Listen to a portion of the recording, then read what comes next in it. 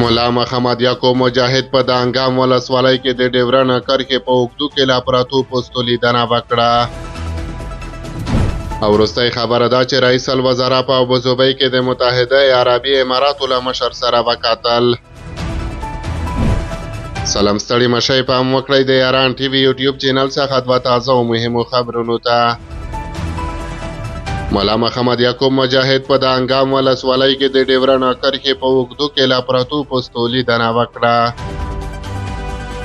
د افغانستان اسلامي امارت ملي دفاع وزارت وایي چې ملا محمد یعقوب مجاهد د کونړ ولایت په دانګام ولسوالۍ کې پر ډیورن کرښه لا نویو جوړېدونکو امنیتي پوستو څخه لیدنه وکړه. دغه وزارت په خپله ایکس پاڼه کاږلې چې په دغه لیدنه کې چې د جمعې په ورځ د زمري په 26مه وشوه، له هغه سره د دغه وزارت ځینو لوړپوړو چارواکو هم ملتیا کوله. د افغانستان ملي دفاع وزارت په وینا د دغې لیدنې پر مهال نوموړي د فرضي کرښې بینشاهي کنډو کې له نویو جوړېدونکو پوستو څخه لیدنه وکړه. نوموړي همدارنګه هلته خپلو ځواکونو ته سپارښتنه کړې چې د هېواد له پولو او ځمکنۍ بشپړتیا څخه په کلکه دفاع وکړي.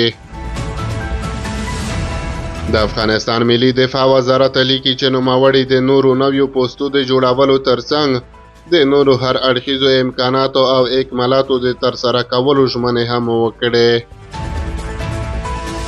دغه لیدنه داسې مهال ترسره کیږي چې همدا تیره اونۍ پر ډیورن کرښه د نویو پوستو د جوړولو پر سر د افغانستان اسلامي امارت او پاکستاني ځواکونو ترمنځ سخته نښته شوې وه. د افغانستان د کورنیو چارو وزارت ویلي و چې په دغه نښته کې د پاکستاني ځواکونو لخوا د یوه هوان مرمۍ له امله یوه ښځه او دوه ماشومان شهیدان شوي دي. او وروستۍ خبره دا چې رئیس الوزرا په ابوظبي کې د متحده عربي اماراتو له مشر سره وکتل. د افغانستان اسلامي امارت ویلي چې رئیس الوزرا ملا محمد حسن اخوند ابوظبي ته د سفر پر مهال د متحده عربي اماراتو له مشر محمد بن زاید النهیان سره کتلي دي. په دې وروستیو کې د افغانستان د کورنیو چارو وزیر هم متحده عربي اماراتو ته د سفر پر مهال له محمد بن زاید النهیان سره لیدلی وو.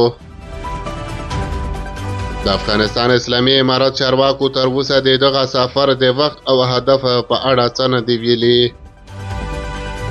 دا د افغانستان اسلامي امارت د بیا واکمنېدو راهیسې له افغانستان نه بهر د رئیس الوزرا لومړی سفر دی.